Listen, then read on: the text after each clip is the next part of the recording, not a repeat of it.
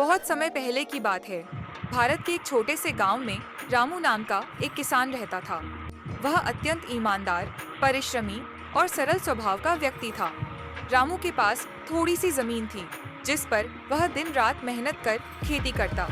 उसका जीवन सादा था, ना कोई विलासिता, ना कोई लालच। उसकी पत्नी सीता और 2 छोटे बच्चे उसके जीवन का आधार थे। रामू का मानना था कि ईमानदारी ही इंसान की सबसे बड़ी पूंजी होती है। वह कभी झूठ नहीं बोलता, ना ही किसी को धोखा देता। गांव वाले उसे बहुत मानते थे, क्योंकि जब भी किसी को मदद की जरूरत होती, रामू बिना किसी स्वार्थ के आगे बढ़ता। एक बार की बात है, गांव में भीषण सूखा पड़ा। महीनों से बारिश नहीं हुई थी। खेत सूख चुके थे, नदियां सिकुड़ चुकी थीं और तालाबों का पानी भी खत्म हो चला था। रामू और अन्य किसानों की फसलें बर्बाद हो गईं। गांव में भुखमरी की स्थिति उत्पन्न हो गई। इस कठिन समय में गांव के जमींदार ने एक घोषणा की। जो भी किसान अपने खेत बेचने को तैयार होगा, उसे मैं उचित दाम दूंगा। कई गरीब किसानों ने अपनी जमीनें बेच दी, लेकिन रामू ने मना कर दिया। वह बोला, मेरी जमीन मेरे पिता की निशानी है। इसे मैं कभी नहीं बेचूंगा, चाहे जैसे भी दिन आए। रामू ने अपना पेट काटकर, खुद भूखा रहकर अपने बच्चों के लिए 2 वक्त की रोटी जुटाई। एक दिन रामू जंगल से लकड़ियां काटकर लौट रहा था कि उसे रास्ते में एक थैला मिला।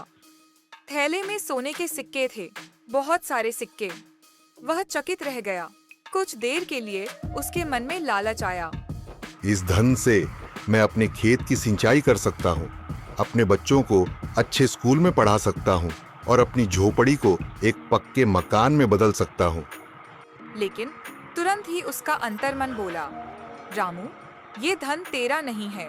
जो चीज तेरी नहीं है, उसे लेना पाप है। रामू वह थैला लेकर सीधे सरपंच के पास पहुंचा और बोला, मुझे जंगल में ये थैला मिला है।